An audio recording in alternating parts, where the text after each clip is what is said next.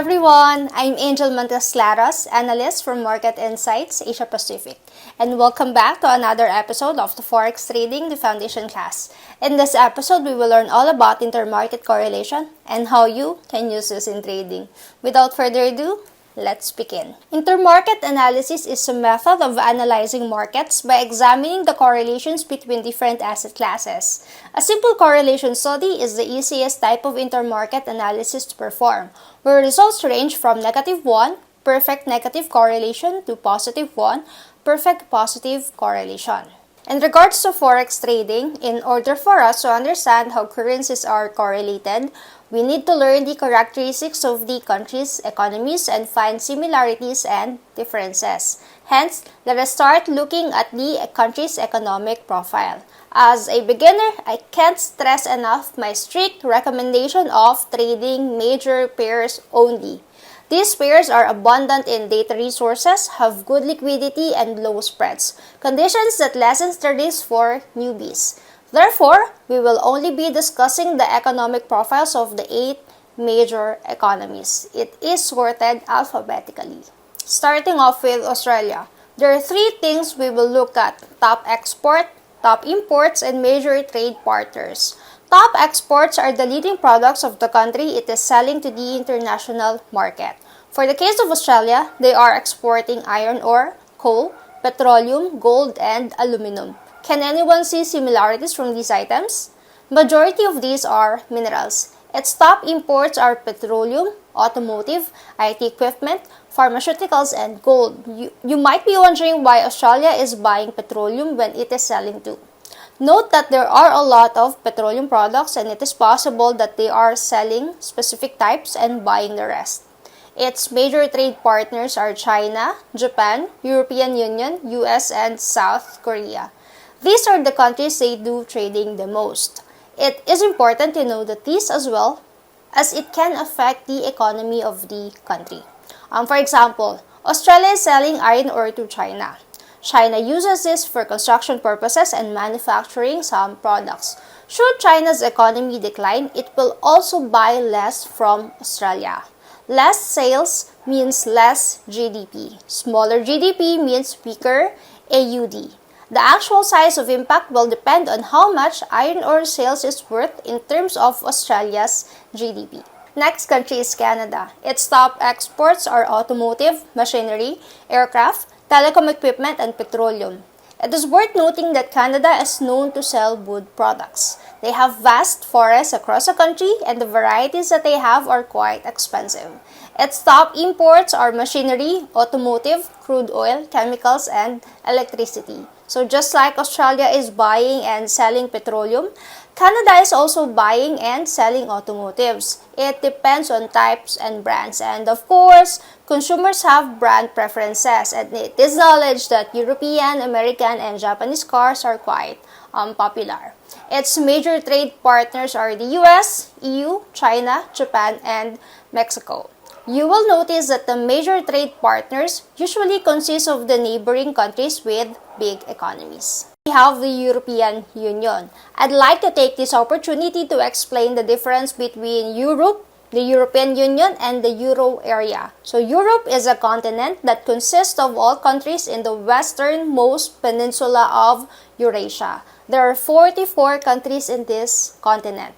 The European Union is a supranational political and economic union of 27 member states that are located primarily in Europe.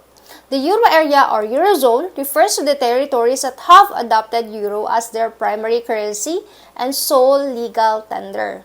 Most of these are members of the European Union while some are not, like the Vatican City. So although the European Central Bank oversees the entire monetary policy system of the Eurozone and the European Union, countries still have their own domestic central banks that serve as part of the ECB. The Eurozone top exports are machineries, automotives, pharmaceuticals, chemicals, and petroleum. Top exports are petroleum, machineries, pharmaceuticals, chemicals, and precious gems. The major trade partners are the US, UK, China, Switzerland, and Russia. Following the Eurozone is Japan. The forex trading market started as early as 17th century in Amsterdam. However, the modern version that we know now started molding after World War II. Around this time, Japan is the largest economy in Asia. In 1954, the Foreign Exchange Bank Law was introduced in 1954 in Japan, which helped make Tokyo a foreign exchange center. This explains why the Japanese yen kind of symbolically represents the Asian economy in the forex market. As of the moment, the most used currencies in Asia are the Chinese rupee and Chinese yuan, as these two are circulated in the two largest nations of Asia. Japan's top exports are machinery, automotives, chemicals, manufactured goods, and raw materials. Its top imports are machineries, petroleum, food, chemicals, and manufactured goods. Japan is not rich in natural resources, so as a workaround, Japan tends to import raw goods, manufacture it into a finished product, and then export it. Later, I will show you how much the industrial sector occupies in the Japanese GDP. The major trade partners of the Land of the Rising Sun are China, ASEAN or Association of Southeast Asian Nations, EU, and the UK. Next is New Zealand. Its top exports are dairy products, meat, wood products, fruits, and machineries. Its top imports are automotive, aircraft, machineries, petroleum, and electronics. You will notice that the New Zealand's imports and exports are exactly opposite with Japan. While Japan lacks natural resources and depends on exporting industrial-related products, New Zealand is rich in natural resources, especially food products. I have never been to New Zealand myself, but my friend who has been there said that there are more cows than humans there. Its major trade partners are China, Australia, EU, the US, and Japan. Succeeding on this list is Switzerland. Since I discussed the difference between Europe, the EU, and the Eurozone earlier, you now understand why Switzerland's Swiss franc is traded separately in the forex market. Switzerland is not a member of the EU and has its own currency. However, through a series of bilateral treaties with the EU and by adopting various provisions of the European Union law, Switzerland was able to participate in the Union's single market without joining as a member state.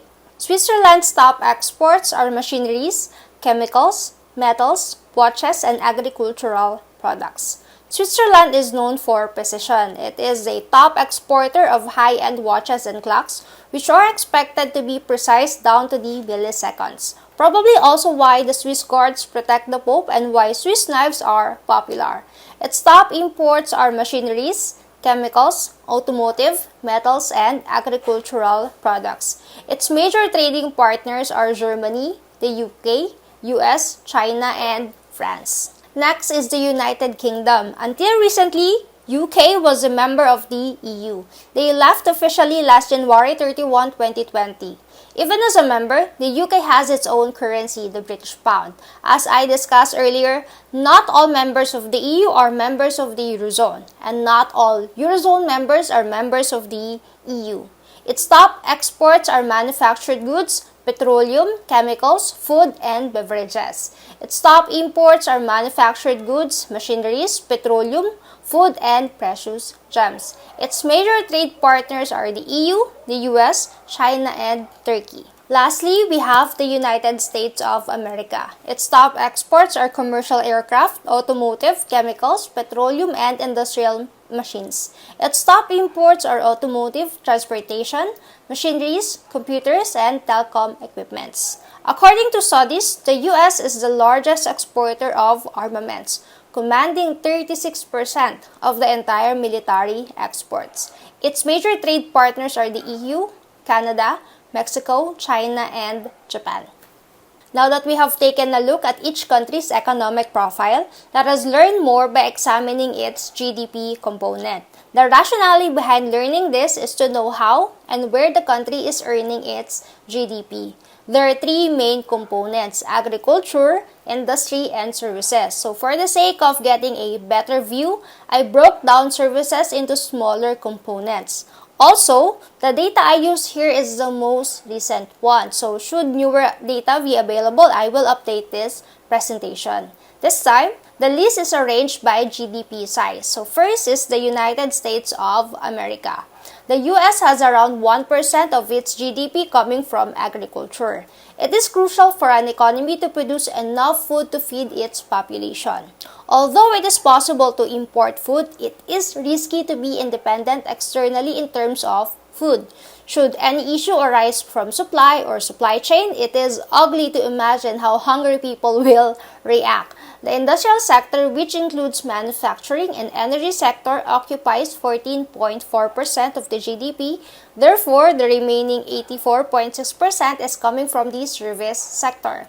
In most cases, the service sector is the largest of the three main components. Breaking this down even more, education, health, and social services is the largest at 21.4%, followed by wholesale trade at 16.5% and real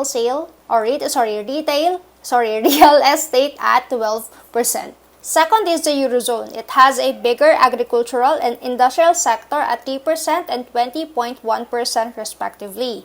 Within the service sector, wholesale trade is the largest at 19.3%, followed by education, health and social services at 18.6%, and real estate at 10.8%. Since the Eurozone has a bigger industrial sector compared to the US in comparison to its respective GDP, it means that the manufacturing PMI is more important in the Eurozone compared to the US. Third is the United Kingdom. It also has around 1% of its GDP coming from the agricultural sector, while 13.8% is coming from the industrial sector. Just like the US, education, health, and social services is the largest chunk of the service sector at 19.7%, followed by wholesale trade and real estate at 17.2% and 11.3% respectively. Fourth is Japan. It also has around 1% of its GDP coming from the agricultural sector and a whopping 23.4% from the industrial sector.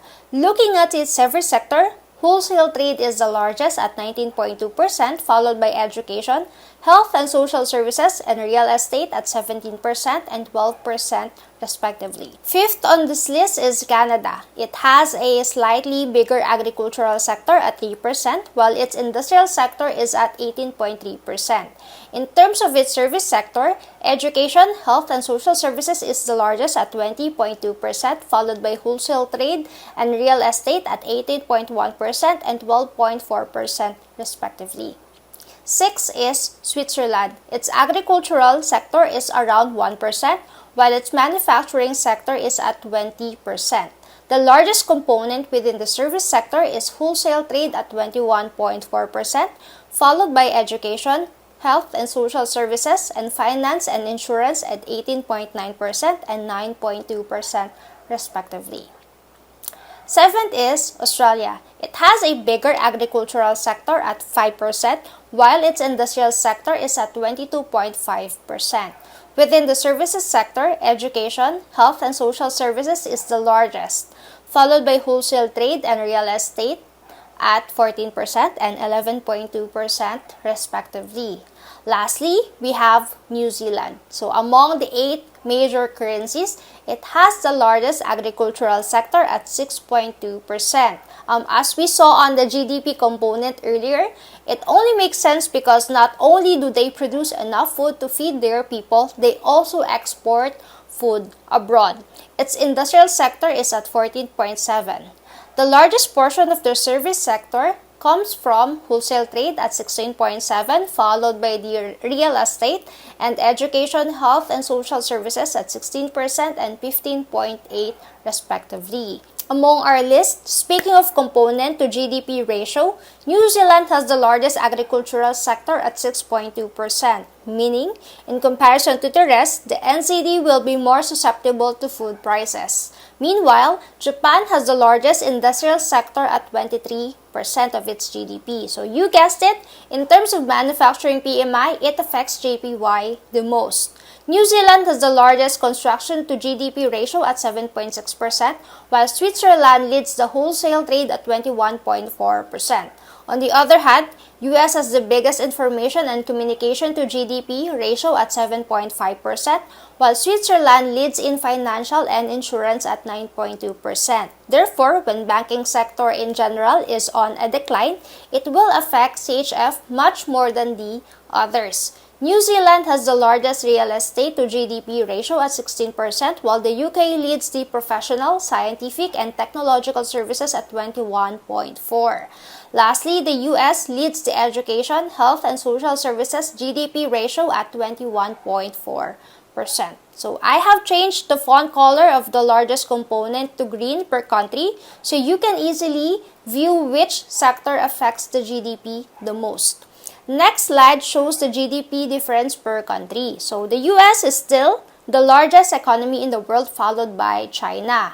I did not show the entire list itself because we will not be trading the other currencies. Among the 8 major currencies, the Eurozone is second on the list. New Zealand has the smallest GDP among the 8. Before we begin to understand what correlation is, let us discuss the different types of currencies. There are 4: reserve currencies, safe haven currencies, commodity currencies, and exotic currencies. So reserve currencies are large quantities of currency maintained by central banks and other major financial institutions to prepare for investments, transactions, and international debt obligations, or to influence their domestic exchange rate.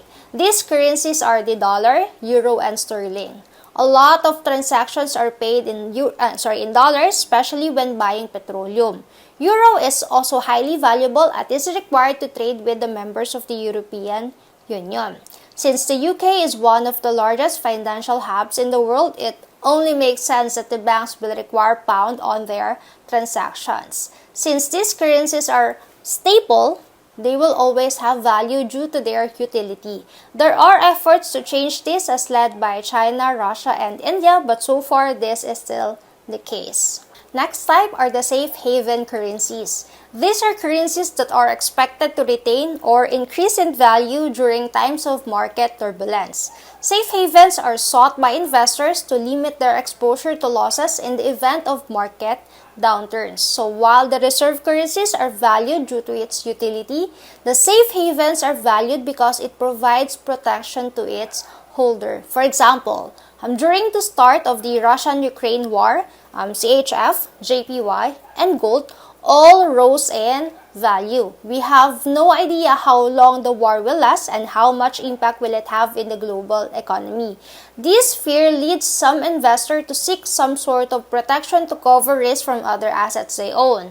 Why are these currencies perceived as safe? In the case of JPY, Japan does not like borrowing money offshore. Why is this considered safe? Let us use my country, the Philippines, as an example. So, assuming we borrow $1 million and we have to pay off our debt on an annual basis. Since we borrow in USD, we also have to pay up in USD. The problem is we collect our taxes in Philippine peso. Hence, in order for us to pay, we need to exchange our local currency into USD. Having a huge demand means USD value will go up. On top of this, our country has limited USD reserves. Many factors can go wrong, such as strong USD and low USD supply. In that case, we will end up paying much more than what we owe, and the interest is to make up for the weakening of the peso. So since the Japanese government does not like borrowing money offshore, it is not susceptible to this risk. Does that mean they do not borrow? They do, but in Japanese yen. On top of this, Japan has a trade surplus, meaning they export much more than they import. So in order for their products to stay competitive, it prefers keeping the yen weaker. Although this is not the case now, carry trades are used to be popular around 2008. Japan has a negative interest rate and it is popular to borrow the yen to buy high-yielding currencies like the Aussie and Kiwi. Remember, the money that we own is just paper. It only has value because, well, we all agree it has value. Should the government and financial system fail, our money will also lose value. Does anyone know how we came up with this? Back in ancient times, we did not have money. In order for our ancestors to get what they need, they have to get it themselves. Then society started forming and they figured out, specializing in one thing increases their productivity. Barter trade or exchanging of assets become popular. However, this has major limitations such as conversion and burden of carrying your items. Then, the ancient civilization of Lydia, located in western Turkey, made the first coin in the world, which is exhibited in the British Museum. Although coin is a better alternative to barter trade, it is still heavy and it is made from rare metals. Moving on, in the 7th century, the first paper note was made during the Song and Tang dynasties in China. The idea behind is to exchange your gold and silver coins into paper notes to make commercial transactions easier. Hence, they can only make paper notes as much gold and silver coins as they have. This is generally known as the gold standard. During World War I, the gold standard began falling, and by 1971, nations across the world developed the Bretton Woods system under the Bretton Woods Agreement. So under this system, all national currencies were valued in relation to the US dollar, which became the dominant reserve currency. So the dollar, in turn, was convertible to gold at a fixed rate of $35 per ounce. The global financial system continued to operate upon a gold standard in a more indirect manner. In this sense, you can see now why trust in the government, banks, and financial system is crucial in determining the value of a currency. Since central banks are now able to print more money than their gold reserves, it has a responsibility to protect its value by not overprinting. The best example of this is what happened to Venezuela. Due to poor monetary policy and governance, their inflation hit as high as 35,000%. It's so bad, your monthly salary is just enough to buy you a hot dog sandwich. Since Switzerland has a stable government, banking, and financial system, it is unlikely its currency will also lose its value. It also has a low debt to GDP ratio. Although that is good as long as it is manageable, countries with a low debt to GDP ratio are much more stable and have more options in case something goes wrong with their economies. And just like Japan, Switzerland has a positive trade balance, and it is also used as funding currencies for carry trades and has a huge gold reserve. Speaking of gold reserves, because of the Bretton Woods Agreement, the US dollar is both a safe haven and a reserve currency. Another safe haven is gold. So although it's not considered a currency now, but more of a commodity, should this fiat system collapse, the country's gold reserves allow the government to still be able to pay its debt and issue money. The third type of currency is commodity currency. These are currencies that co-move with the world prices of primary commodity products due to this country's heavy dependence on the export of certain raw materials for income. For example, Australia. It exports minerals abroad. Should the prices of these commodities go up, it means higher income for Australia. Higher income means higher GDP. Higher GDP means stronger currency. So commodity currencies tend to move in the opposite direction as the safe havens. When the market is safe and sound, investors like to risk more by investing in commodities and commodity currencies. When the market is disturbing, investors tend to protect themselves by going towards safe havens. I remember I had a student in 2018 who went all the way from Davao City to learn since he already lost quite a lot of money.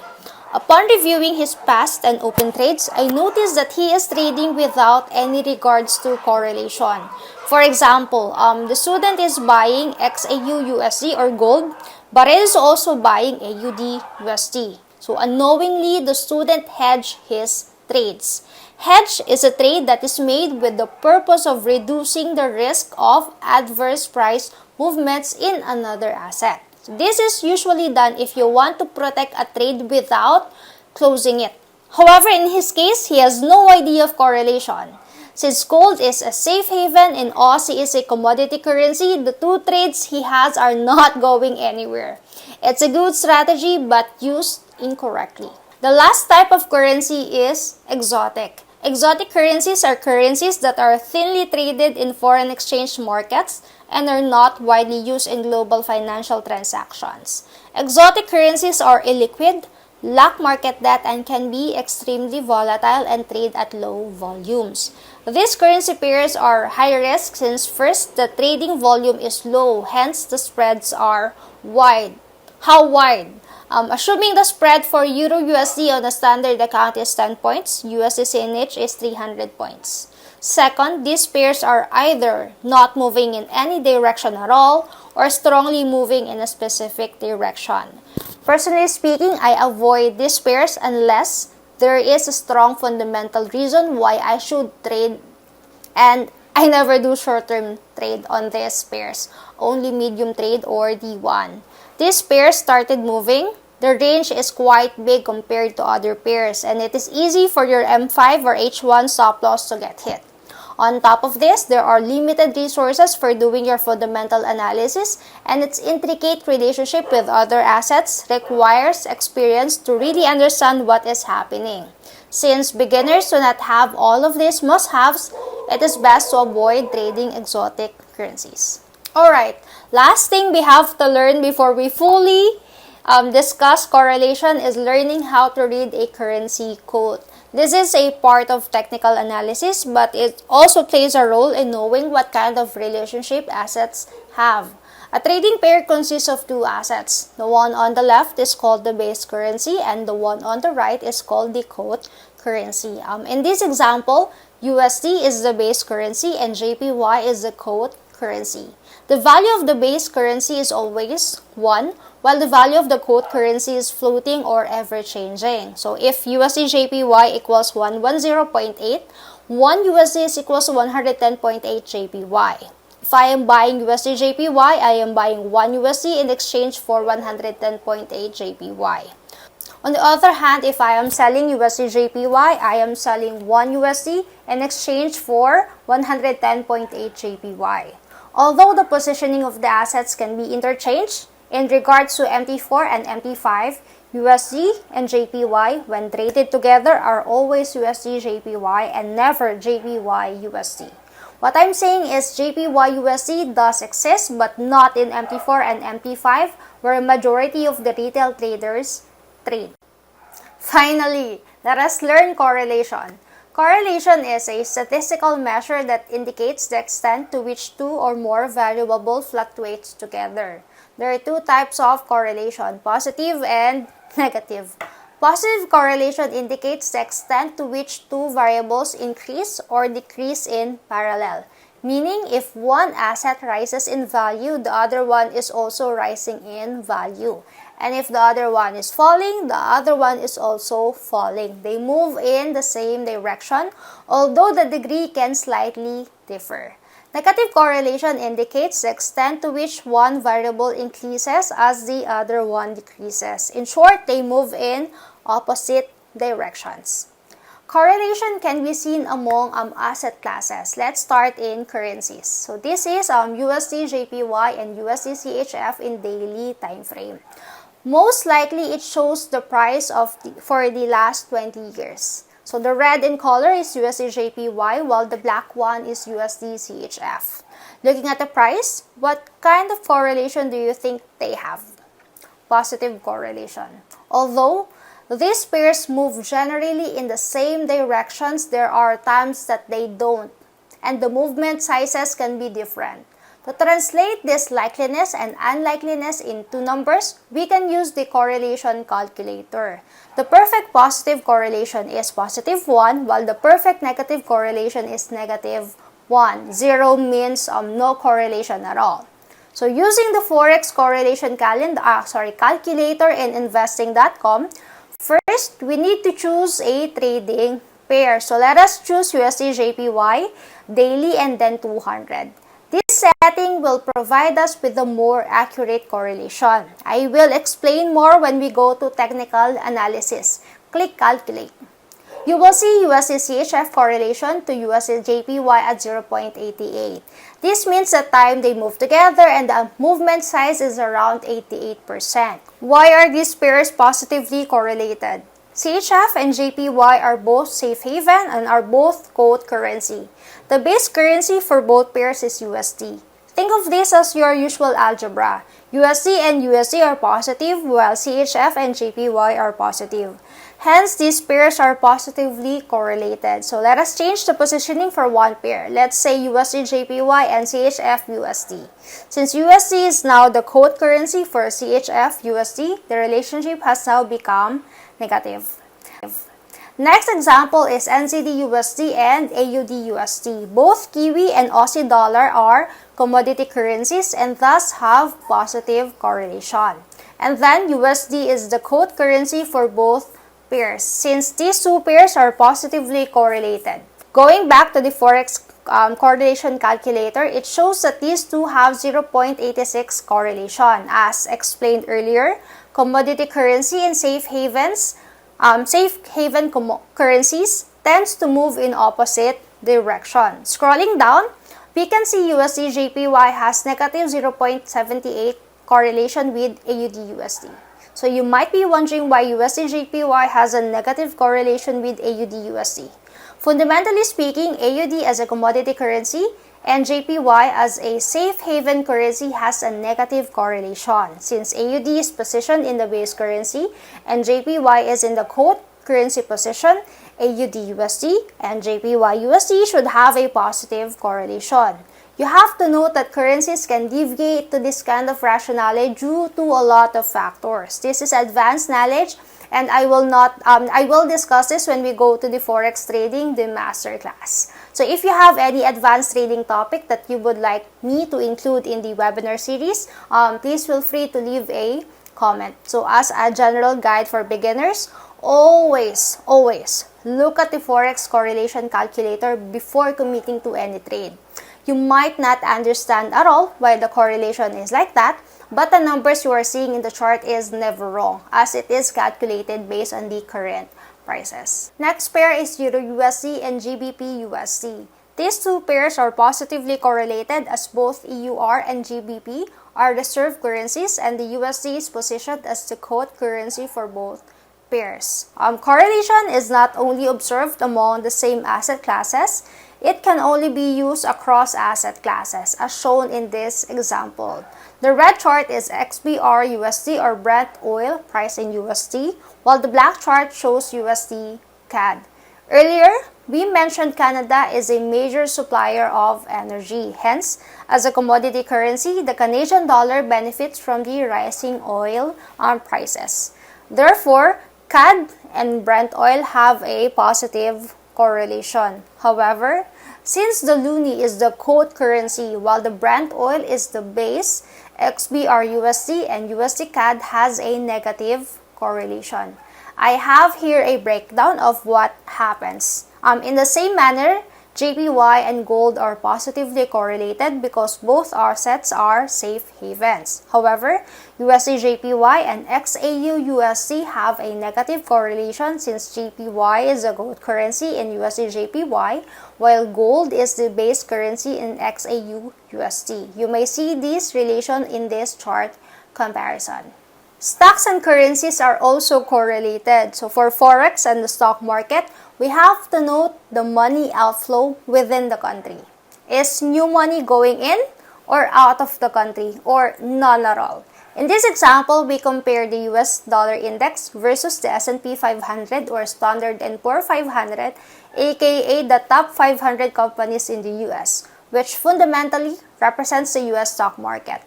Assuming there is no new money going into the US, S&P 500 and the DXY have a negative correlation. If I have $100 to invest, I can only choose among the two. If I bought S&P 500, I would exchange it with my dollars. And if I want my cash back, I will sell my shares. One can never buy stock without keeping his money at the same time. Now, if there is a cash inflow or outflow in the US, then the correlation will reverse. In the event money is going into the US, usually cash is invested into the stock market or bond market, which is in USD. Either way, you will need USD to participate, right?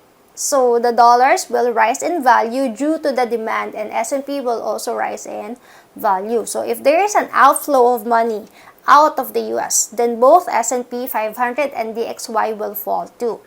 Let's say the US economy is in terrible shape but the European market is flourishing. As an international investor, I will pull my money out of the US, exchange it to euro, and invest it in Europe.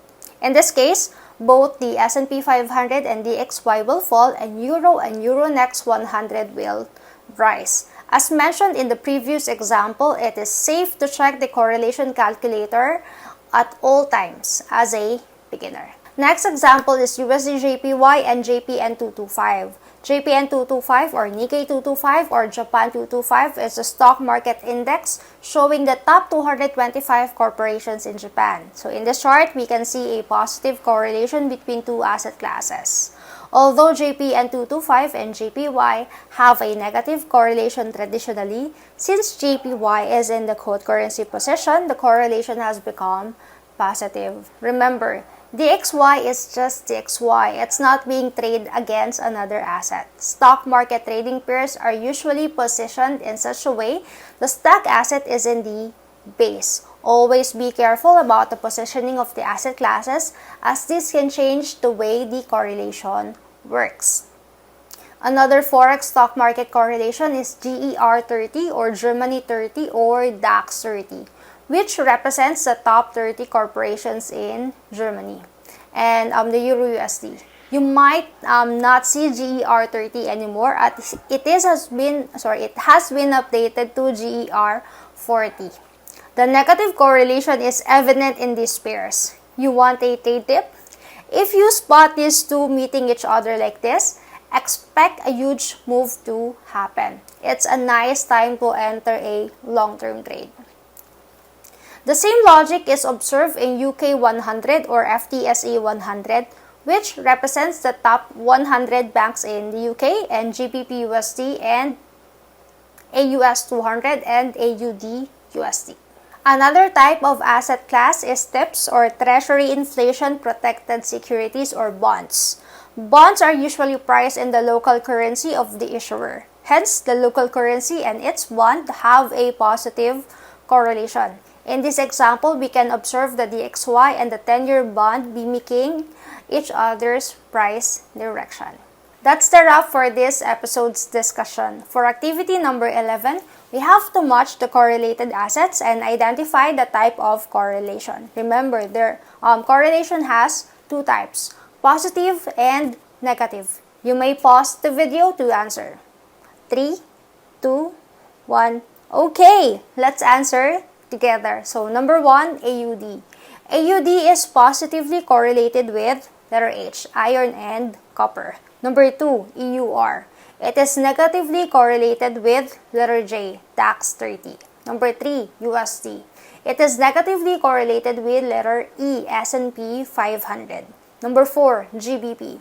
It is negatively correlated with letter G, FTSE 100. Number 5, CHF. It is positively correlated with gold, letter I. Number 6, JPY. It has a negative correlation with Nikkei 225, letter F. Number 7, NZD. It is positively correlated with letter D, dairy products. Number 8, CAD. It is positively correlated with Brent oil, letter B. Number 9, TIPS. It has a positive correlation with letter A, US dollar index. And lastly, number 10, AUS 200. It has a negative correlation with letter C, AUD. This wraps up our 7th episode of the Forex Trading, the Foundation class. Remember, intermarket correlation can be used as a guide to lessen trade risk or as a strategy. Whether you are trading on a lower or higher time frame, always check the correlation calculator, especially for trading multiple asset classes. In the next episode and chapter, we will discuss sentiment analysis. Learn how social and political events can shape and affect the financial market. We will analyze recent market events that had a huge impact in the market and create a general guide should a similar event happen in the future. Thank you for spending time with me. We at Market Insights Asia Pacific appreciates your continued support. If you are new to our channel and you like this kind of content, please follow us and click the bell icon to receive notifications whenever we upload a new video. This has been Angel Monteslaros, and see you next week. Bye!